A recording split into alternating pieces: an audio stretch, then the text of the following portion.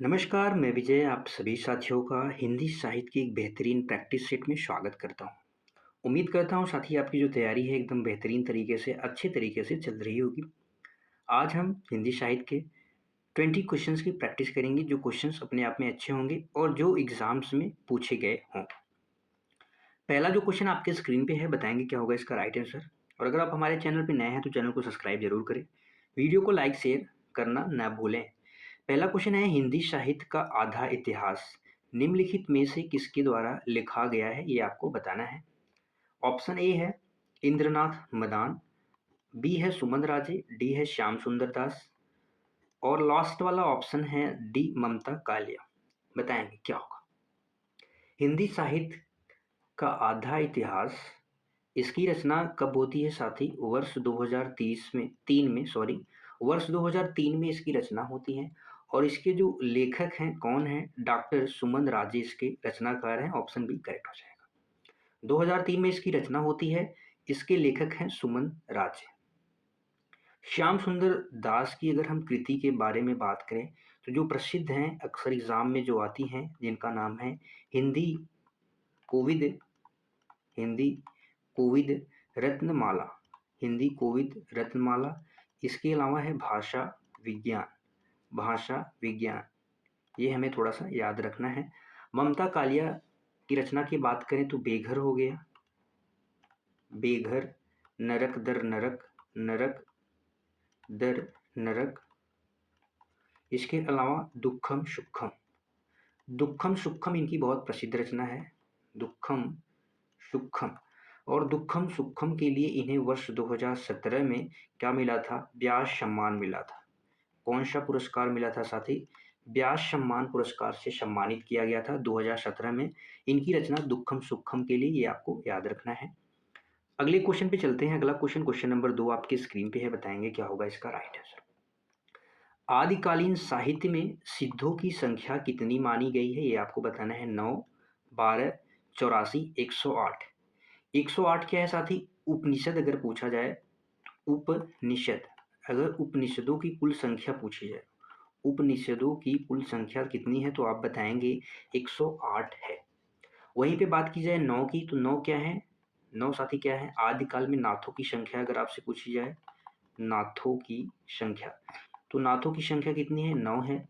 12 पूछी जाए तो अलवार जो संत हैं, अलवार संत, दक्षिण भारत में, दक्षिण भारत के अलवार संतों की संख्या कितनी है? तो इनकी संख्या जो है 12 है। इसका जो राइट आंसर होगा साथी ऑप्शन सी हो जाएगा। सिद्धों की संख्या कितनी मानी गई है? 84 मानी गई है। ये आपको थोड़ा सा ध्यान में रखना है। अगर वहीं पे पूछा जाए सिद्धों में सबसे पुराने कौन थे तो सिद्धों में जो सबसे पुराने थे, सबसे पुराने कौन थे? शरहपा थे। सबसे पुराने शरहपा थे और इनको हिंदी का प्रथम कवि माना जाता है। हिंदी का प्रथम कवि, हिंदी का प्रथम कवि। कुछ विद्वान ऐसे हैं जो शालिभद्र सूली को भी मानते हैं प्रथम कवि, लेकिन सबसे ज़्यादा इन पे मान्यता है कि सरहपा जो हैं ये हिंदी के प्रथम कवि हैं। ठीक है, याद हो गया। सरहपा, दोहा और चौपाई का सबसे पहले प्रयोग किसने किया था तो आप बताएंगे सरहपा जी ने किया था। दोहा व चौपाई, दोहा व चौपाई का सबसे पहले प्रयोग किसने किया था? शरापा जी ने किया था। ये आपको याद रखना है। अगर वहीं पे पूछा जाए साथी एक चीज़ और आपसे पूछ दी जाए कि सिद्धों में सबसे ऊंचे या सबसे श्रेष्ठ कौन थे तो आप कौन बताएंगे? शिष्यों में जो सबसे ऊंचे थे वो कौन थे? लुइपा, जिनका नाम था लुइपा। ये सबसे श्रेष्ठ या ऊंचे माने जाते हैं, सबसे श्रेष्ठ या ऊंचे माने जाते हैं, आपको ये याद रखना है। अगर बात करें साथी एक रचना है रत्नाकर, वर्ड रत्नाकर जिसे नाम जाना जाता है, वर्ड रत्नाकर। जो रचना किसकी है? ज्योतिश्वर ठाकुर की है। ज्योतिश्वर ठाकुर जी की रचना है। किस भाषा में है? मैथिली भाषा में है। किस भाषा में है? मैथिली भाषा में है। ये आपको याद रखना है। जिसमें 84 सिद्धों के बारे में बताया गया है। 84 सिद्धों के बारे में किस रचना में बताया गया है? वर्ण रत्नाकर रचना है ज्योतिषर ठाकुर की, मैथिली भाषा में रचा गया है। इसमें 84 सिद्धों के बारे में बताया गया है। नाथों की संख्या कितनी है साथी? 9 है, नाथों की संख्या 9 है, लेकिन इसमें एकमात्र महिला है जिनका नाम क्या है वो आप बताएँगे। एकमात्र महिला जो है इसमें क्या नाम है उनका बताएँगे साथी, तो जिनका नाम है अंदाला। क्या नाम है? अंदाल। अंदाल नाम है, इन्हें गोदा के नाम से जाना जाता है और इन्हें क्या कहा जाता है? दक्षिण की मीरा भी कहा जाता है। दक्षिण की मीरा। दक्षिण की मीरा के नाम से कौन प्रसिद्ध है? अंदाला गोदा प्रसिद्ध है, जो नाथों की एकमात्र महिला है, नाथों की संख्या की एकमात्र महिला है। अगले क्वेश्चन पे चलते हैं। अगला क्वेश्चन आपके स्क्रीन पे है, बताएंगे क्या होगा इसका राइट आंसर। बरवे नायिका भेद के रचनाकार कौन है आपको बताना है। 4 ऑप्शन दिए गए हैं, तुलसीदास, केशवदास, रहीम और बिहारी जी। बताएं। बरवे नायिका जो है इसके रचनाकार हैं रहीम दास जी। रहीम दास का पूरा नाम साथी क्या है बताएंगे, अगर आपको पता है तो रहीम दास का पूरा नाम कमेंट कर देंगे। वैसे मैं यहाँ पे लिख दे रहा हूँ, क्या नाम है? अब्दुल अब्दुल रहीम खान ए खाना, जिसे खानम खाना कहा जाता है, खान खाना कहा जाता है, लेकिन वैसे लिखा जाता है खान ए खाना लिखा जाता है। अब्दुल रहीम खान ए खाना। अगर इनके अन्य रचना की बात करें, जैसे दोहावली, दोहावली जिसे रहीम सतसई के नाम से भी जाना जाता है, रहीम सतसई के नाम से भी जाना जाता है। नगर शोभा, नगर शोभा। मदनाष्टक इनकी बहुत प्रसिद्ध रचना है, अक्सर एग्जामों में पूछा जाता है। क्या है? मद नाष्टक हो गया, अस्तायाम हो गया, फुटकल पद हो गए, आदि किसकी रचना है? रहीम की है। तुलसीदास जी की बात करें साथी, तो तुलसीदास जी ने बरवे रामायण लिखा है। क्या लिखा है? बरवे रामायण। तुलसीदास जी का एक प्रसिद्ध महाकाव्य ग्रंथ है जिसका नाम है रामचरितमानस। रामचरितमानस। वैसे तुलसीदास जी के तो 12 प्रमाणिक ग्रंथ माने गए हैं। कितने? 12 ग्रंथ माने गए हैं जो प्रमाणिक हैं।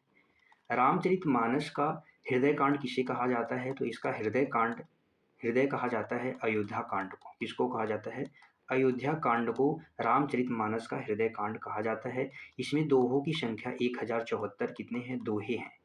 और इसमें कुल कितने कांड है साथी? तो 7 कांड है, ये भी आपको याद रखना है। किस भाषा में है? अवधी भाषा में है। किस भाषा में है?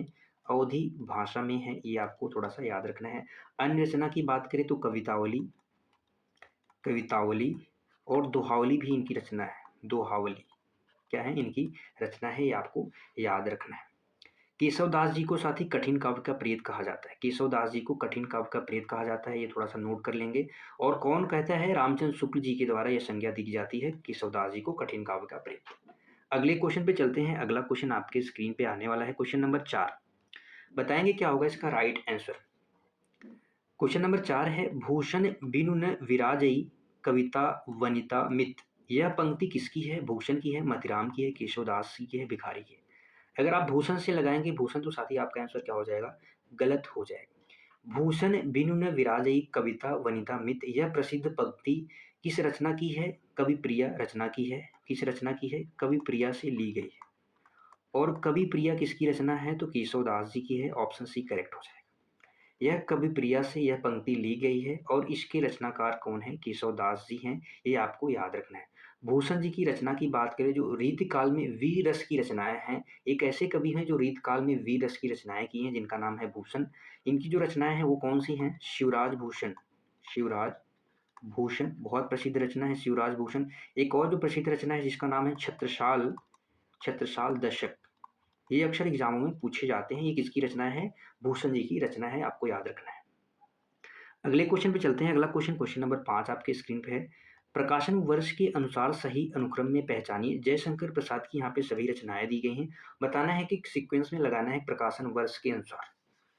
तो यहाँ पे बात करेंगे साथी झरना। झरना का जो प्रकाशन होता है वर्ष 1918 में होता है। आंसू का प्रकाशन होता है वर्ष 1925 में।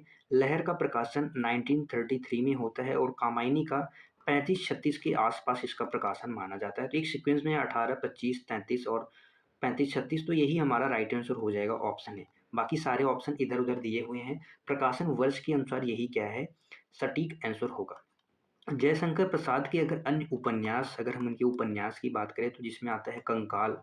इनके 3 उपन्यास हैं जो बहुत प्रसिद्ध हैं। अक्सर एग्जामिनर्स यही क्वेश्चन घुमा घुमा के पूछता है। कंकाल हो गया, तितली हो गया। कंकाल का प्रकाशन 1929 में होता है। तितली का प्रकाशन वर्ष 1934 में होता है। एक इनका अधूरा उपन्यास है जिसका नाम है इरावती, जो वर्ष 1938 से लिखा जा रहा था, बट ये क्या है साथी, अधूरा उपन्यास है। ये भी आप याद रखेंगे, अधूरा उपन्यास किसका है, जयशंकर प्रसाद जी का है, ये आपको याद रखना है। जयशंकर प्रसाद जी का एक नाटक है जिसका नाम है सज्जन। क्या नाम है, सज्जन, जिसका प्रकाशन होता है वर्ष 1910 में।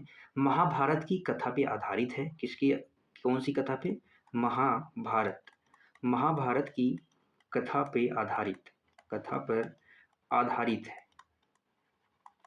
महाभारत की कथा पे आधारित है। जयशंकर प्रसाद का पहला नाटक ये है सज्जन, ये आपको याद रखना है। अगले क्वेश्चन पे चलते हैं। अगला क्वेश्चन, क्वेश्चन नंबर 6 आपके स्क्रीन पे है, बताएंगे क्या होगा इसका राइट आंसर। क्वेश्चन नंबर 6 है, आदिकाल को अत्यधिक व्याघातों और विरोधों का युग किसने कहा है, ये आपको बताना है। 4 ऑप्शंस दिए गए हैं। तो साथी जो इसका राइट आंसर होगा ऑप्शन सी हो जाएगा, आचार्य हजारी प्रसाद द्विवेदी जी। इन्होंने एक पुस्तक लिखी थी जिसका नाम है हिंदी साहित्य, हिंदी साहित्य, हिंदी साहित्य उद्भव और विकास, उद्भव और विकास, इनकी एक पुस्तक है। इसमें इन्होंने साथी स्पष्ट किया कि जो आदिकाल है, जो आदिकाल है वो अत्यधिक व्याघातों और विरोधों का युग है। और इन्होंने क्या नाम दिया, पहला काल, अगर पूछा जाए आपसे हिंदी साहित्य का जो प्रथम काल है, हिंदी साहित्य का प्रथम काल का नाम क्या है, प्रथम काल का नाम तो क्या है, आदिकाल है। और इसी काल को इन्होंने अपनी इस पुस्तक में अत्यधिक व्याघातों और विरोधों का युग माना है, ये आपको याद रखना है। आदिकाल के अन्य नाम की अगर बात करें या अगर इस पर हम चर्चा करें तो आदिकाल को वीर गाथा काल किसने कहा था, वीर गाथा काल, तो वीर गाथा काल रामचंद्र शुक्ल जी ने कहा था। किसने कहा था, रामचंद्र शुक्ल जी ने कहा था। वहीं पे अगर बात करें, राहुल सांकृत्यायन जी ने सिद्ध सामंत काल कहा था। कौन सा काल कहा था, सिद्ध सामंत, सिद्ध सामंत काल किसने कहा था, आदिकाल को सिद्ध सामंत काल राहुल सांकृत्यायन जी ने कहा था, ये आपको याद रखना है। रामकुमार वर्मा जी ने आदिकाल को संधि काल, आदिकाल को संधि काल या चारण काल, चारण काल, ये दोनों काल आदिकाल का नाम डॉक्टर रामकुमार वर्मा जी ने कहा है। आरंभिक काल, आदिकाल को आरंभिक काल किसने कहा है, आरंभिक, आरंभिक काल किसने कहा, तो मिस्र बंधु ने कहा है। किसने कहा है साथी, मिस्र बंधु ने कहा है, ये आपको थोड़ा सा ध्यान में रखना है। अगर इससे क्वेश्चन पूछे जाते हैं तो डेफिनेटली आप सही करके आएंगे, उम्मीद करता हूँ। अगला क्वेश्चन, क्वेश्चन नंबर 7 आपकी स्क्रीन पे है, बताएंगे, जाके प्रिय न राम वै देहि, यह पंक्ति तुलसीदास जी ने किस ग्रंथ में लिखी थी, ये आपको बताना है। जाके प्रिय न राम वैदेही, यह पंक्ति विनय पत्रिका की है। किसकी है, विनय पत्रिका की है। इसका राइट आंसर क्या होगा, ऑप्शन बी हो जाएगा। साथ ही ऐसी मान्यता है कि जब मीराबाई, मीराबाई के बारे में बात हो रही है, किसके बारे में, मीराबाई, ऐसी मान्यता है कि मीराबाई अपने ससुराल वालों के अत्याचार से जो भक्ति मार्ग है, उनके भक्ति मार्ग में रुकावट आई, वो रुकावटें से क्या होती, तंग आ जाती हैं। तब उन्होंने तुलसीदास जी को एक पत्र के माध्यम से, किसको, तुलसीदास जी को एक पत्र लिखकर मार्गदर्शन मांगा था। उसके जवाब में तुलसीदास जी ने ये पद लिख के भेजा था कि जाके प्रिय राम वै देहि। आगे और भी लाइनें हैं जिसका अर्थ हम आपको एक लाइन में हम बताना चाहते हैं कि इसका अर्थ है, तुलसीदास जी ने बताया है कि जिसके हृदय में श्री राम और माता सीता के प्रति प्रेम न हो, प्रिय न राम वैदेही यानी प्रेम न हो, उस करोड़ों, उसे क्या करना चाहिए, उसे करोड़ों शत्रु, शत्रु के समान मारकर तुरंत त्याग देना चाहिए। इस पंक्ति का यही अर्थ है, भले ही वो आपका कितना प्यारा हो, संबंधी हो, निकट संबंधी हो, प्रेमी हो। तो यह क्या है साथी, तो इसका राइट आंसर हो जाएगा बी, विनय पत्रिका में इस पंक्ति का वर्णन है, इस ग्रंथ से लिया गया है। और यह मीराबाई जी को इस पंक्ति के बारे में बताया गया था पत्र के माध्यम से तुलसीदास जी। रामचरितमानस इनकी तुलसीदास जी की रचना है, कवितावली भी है, दोहावली भी है। कवितावली साथी इसमें विशेषकर लंका दहन का वर्णन है। विशेषकर किसका वर्णन है, विशेषकर लंका दहन का वर्णन है, लंका दहन का वर्णन है। ये आपको थोड़ा सा माइंड में रखना है, याद रखना है। अगले क्वेश्चन पे चलें। अगला क्वेश्चन, क्वेश्चन नंबर 8 आपकी स्क्रीन में है, नकीनवाद के भीतर कौन से 3 कवि शामिल हैं, बताना है। नकीनवाद को साथी क्या कहा जाता है, प्रपद्यवाद कहा जाता है, प्रपद्यवाद भी कहा जाता है। क्या कहा जाता है, प्रपद्यवाद भी कहा जाता है। इसमें 3 कवि शामिल हैं, 3 कवि शामिल हैं। न से नलिन विलोचन शर्मा, क से क्या हो जाएगा केसरी कुमार, और न से साथी क्या हो जाएगा नरेश हो जाएगा। तो ऑप्शन ए ही इसका करेक्ट हो जाएगा। नकेन से नलिन, केसरी और नरेश क्या हो जाएगा नलिन, केसरी और नरेश। नरेश का पूरा नाम क्या है नरबदेश्वर प्रसाद सिन्हा है। क्या है नरबदेश्वर प्रसाद सिन्हा है। इस काव्य आंदोलन की शुरुआत, ये साथी क्या है काव्य आंदोलन है। क्या है काव्य आंदोलन का नाम है। तो इस काव्य आंदोलन की शुरुआत 1956 में यानी 1965 में हुई थी। कहाँ से हुई थी बिहार से हुई थी। कहाँ से हुई थी बिहार से हुई थी। इसमें 3 कवि शामिल थे जिनका नाम है नलिन, केसरी और नरेश। ये आपको थोड़ा सा ध्यान में रखना है। अगले क्वेश्चन पे चलते हैं। अगला क्वेश्चन क्वेश्चन नंबर 9 है। भक्ति द्रविड़ उपजी लाए रामानंद, यह प्रसिद्ध पंक्ति किसकी है बताना है। भक्ति द्रविड़ उपजी लाए रामानंद, प्रगट करी कबीर ने सप्तदीप नौ खंड, यह प्रसिद्ध पंक्ति है साखी से ली गई है। किसकी है साखी से ली गई है, कबीरदास की प्रसिद्ध पंक्ति है, साखी से ली गई है। और प्रसिद्ध पंक्ति किसकी है कबीरदास की है। इसका साथ ही बेसिक सा अर्थ आप थोड़ा सा जान लेंगे कि दक्षिण से जो भक्ति की परंपरा है उसको रामानंद जी उत्तर भारत में लेके आए हैं। इसका अर्थ है कि जो दक्षिण से भक्ति की परंपरा थी वो रामानंद जी उत्तर भारत लेके आए हैं, और फिर संत कबीरदास ने इसे संपूर्ण संसार या सातों द्वीपों 9 खंडों में जन जन तक फैलाने का काम किसने किया है कबीरदास जी ने। कहा है साखी में यह पंक्ति का, इस पंक्ति का क्या है वर्णन है। अगला क्वेश्चन क्वेश्चन नंबर 10 आपकी स्क्रीन पे है। अधिकार खोकर बैठना यह महादुष्कर्म है, यह पंक्ति किस काव्य ग्रंथ की है। अधिकार खोकर बैठना यह महादुष्कर्म है, न्यायार्थ अपने बंधु को भी दंड देना धर्म है, यह पूरी पंक्ति है। यह पूरी पंक्ति राष्ट्र कवि मैथिली शरण गुप्त की किसकी है राष्ट्र कवि किसकी है मैथिली शरण गुप्त, मैथिली शरण गुप्त, मैथिली शरण गुप्त द्वारा रचित जयद्रथ वध किससे लिया गया है जयद्रथ वध, जिसका प्रकाशन वर्ष 1910 में होता है। इसके प्रथम सर्ग से लिया गया है, या प्रथम सर्ग में इसका वर्णन है। किसमें है जयद्रथ वध के प्रथम सर्ग में। भारत भारती का प्रकाशन होता है वर्ष 1912 में। इसी से प्रभावित होकर महात्मा गांधी जी के द्वारा, किसके द्वारा महात्मा गांधी जी के द्वारा इन्हें राष्ट्र कवि की उपाधि दी गई थी। तो पहले राष्ट्र कवि कौन थे मैथिली शरण गुप्त थे। कुरुक्षेत्र की बात करें तो और रश्मि रथी, ये दोनों किसकी रचना है रामधारी सिंह दिनकर जी की रचना है। रश्मि रथी का वर्णन इसलिए क्या है कुरुक्षेत्र साथी जो है ये महाभारत युद्ध पर आधारित है।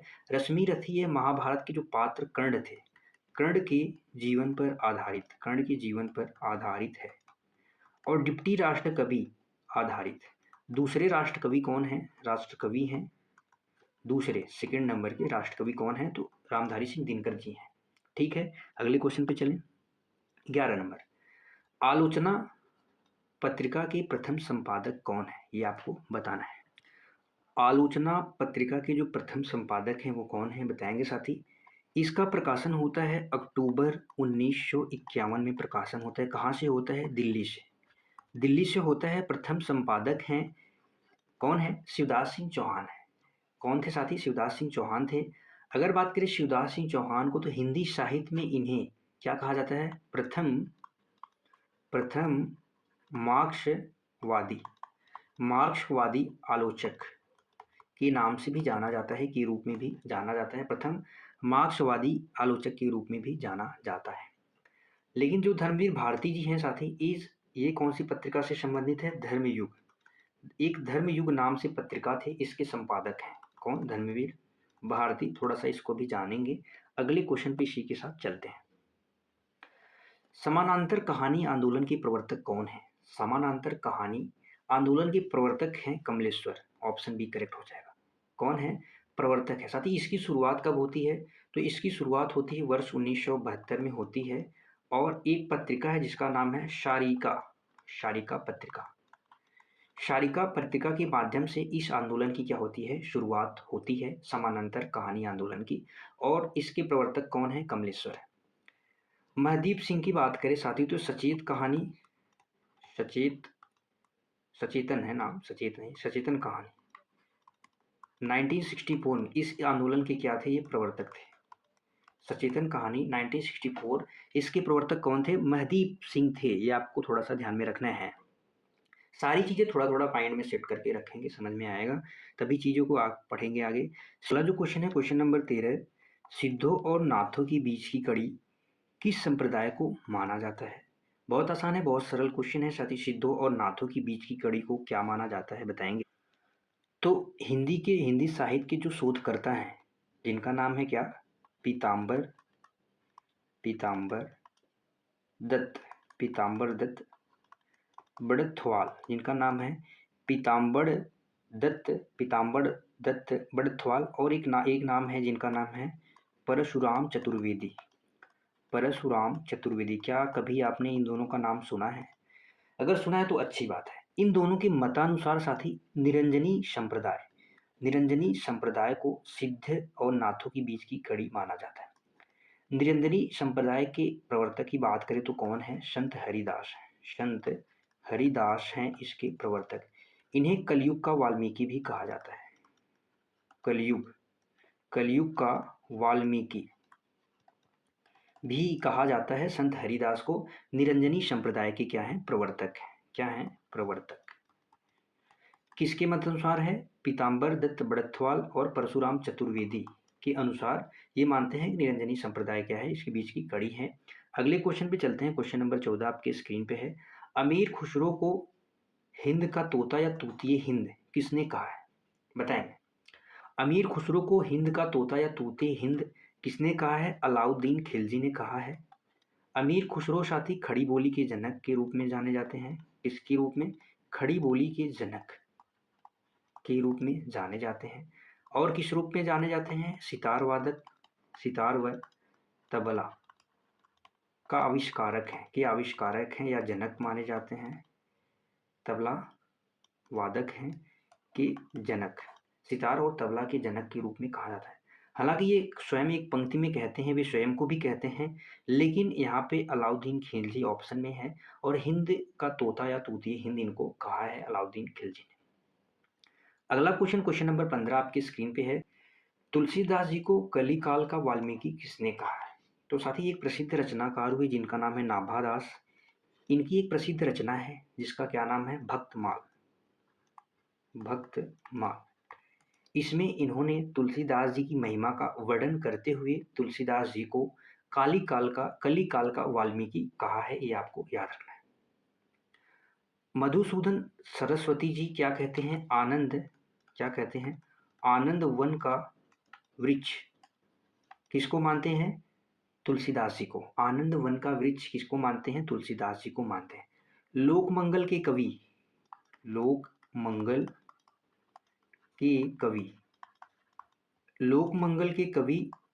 शुक्ल जी कहते हैं तुलसीदास जी को। अनुप्रास का बादशाह कवि उदय भान सिंह जी कहते हैं। भाषाई शैली के लिए इन्होंने कहा था अनुप्रास के बादशाह। थोड़ा सा चीजें हैं जो आपको क्या है समझने की आवश्यकता है। अगला जो क्वेश्चन है, दुख ही जीवन की कथा रही, क्या कहूं आज जो नहीं कही, यह पंक्ति निराला की किस कविता की है? बताएंगे क्या होगा इसका राइट आंसर। तो साथी निराला जी ने यह पंक्ति किस कविता की है? निराला जी की यहाँ पे तो सारी रचनाएं दे रखी हैं, लेकिन सरोज स्मृति कविता की यह रचना है। सरोज उनकी पुत्री का नाम है, जिसकी याद में जब वो अकेलेपन के दौर से गुजर रहे थे तो उस समय में इन्होंने अपनी पुत्री की याद में इस पंक्ति की क्या की थी? रचना की थी। सरोज स्मृति रचना है, सरोज इनकी पुत्री का नाम है। कुकुरमुत्ता, तुलसीदास, राम की शक्ति पूजा, ये सब सारी क्या हैं? इनकी रचनाएं हैं। अगला क्वेश्चन नंबर 17, इतिहास दर्शन की दृष्टि से हिंदी साहित्य का इतिहास लिखने वाले प्रथम विद्वान कौन है? आपको बताना है इतिहास दर्शन की दृष्टि से। तो सबसे पहले बताएं तो जो इतिहास लिखने का जो पहला प्रयास किया था, जिसका नाम है गार्ता दत्त तासी, इन्होंने हिंदी साहित्य इतिहास लिखने का सर्वप्रथम इतिहास इन्होंने लिखा था, पहला प्रयास। ये फ्रेंच भाषा के विद्वान हैं, फ्रेंच भाषा के। और किसमें लिखा था? फ्रेंच भाषा में लिखा था। थोड़ा सा ये भी जानेंगे। जॉर्ज ग्रियर्सन ने भी लिखा था। आचार्य रामचंद्र शुक्ल सबसे ज़्यादा प्रामाणिक और श्रेष्ठ ये इन्हीं का माना जाता है। इसका जो राइट आंसर हो जाएगा ऑप्शन डी हो जाएगा। इतिहास दर्शन की दृष्टि से हिंदी साहित्य का इतिहास लिखने वाले जो प्रथम विद्वान हैं डॉक्टर नलिन विलोचन शर्मा जी हैं, ये आपको थोड़ा सा ध्यान में रखना है। ये अक्सर एग्जामों में पूछा जाता है। और इनका जो पहला साहित्य का इतिहास दर्शन नामक पुस्तक थी, वो कब लिखी गई थी? 1960 में लिखी गई थी, जिसका नाम है साहित्य का इतिहास। साहित्य का इतिहास दर्शन पुस्तक का क्या नाम है? साहित्य का इतिहास दर्शन 1960 में नलिन विलोचन शर्मा की पुस्तक है, इन्होंने 1960 में लिखा था। अगले क्वेश्चन पे चलते हैं। क्वेश्चन नंबर 18 आपके स्क्रीन पर है। जिस प्रकार भक्ति का उदय दक्षिण में हुआ है, उसी प्रकार वह उत्तर भारत में भी पहले से मौजूद था। शुक्ल जी के इस्लामी आक्रमण वाले मत का खंडन करते हुए यह किसने कहा है? यह बहुत प्रसिद्ध है, अक्सर हिंदी साहित्य में इसका जिक्र होता है। तो ये इसका विरोध करते हुए हजारी प्रसाद द्विवेदी जी ने कहा है। कौन, किसने कहा है? भक्ति काल से संबंधित है, और जिसका विरोध किसने किया है? हजारी प्रसाद द्विवेदी जी ने शुक्ल जी के इस्लामी आक्रमण वाले मत पे इसका खंडन करते हुए कहा है। तो थोड़ा सा ध्यान में रखेंगे। अगला जो क्वेश्चन है, कविता की तीसरी आंख आलोचनात्मक कृति के लेखक कौन है? कविता की तीसरी आंख आलोचनात्मक कृति कब प्रकाशित होती है? तो 1980 में इसका प्रकाशन होता है, और इसके जो लेखक हैं प्रभाकर छोत्रीय हैं। कौन है? प्रभाकर छोत्रीय इसके लेखक हैं, आपको थोड़ा सा ध्यान में रखना है। अगले क्वेश्चन पे चलें। अगला क्वेश्चन आज का आखिरी आपके स्क्रीन पे है। लोकनायक वही हो सकता है जो समन्वय करने का अपार धैर्य लेकर आया हो। तुलसीदास के संबंध में यह कथन किसका है? लोकनायक वही हो सकता है जो समन्वय करने का अपार धैर्य लेके आया हो। तुलसीदास के संबंध में यह प्रसिद्ध कथन किसका है? हजारी प्रसाद द्विवेदी जी का है। ऑप्शन सी करेक्ट हो जाएगा। रामविलास शर्मा जी ने तुलसीदास जी को जातीय कवि कहा। रामविलास शर्मा जी ने तुलसीदास जी को क्या कहा साथी? जातीय कवि। जातीय कवि कहा तुलसीदास जी को रामविलास शर्मा जी ने, याद रखेंगे।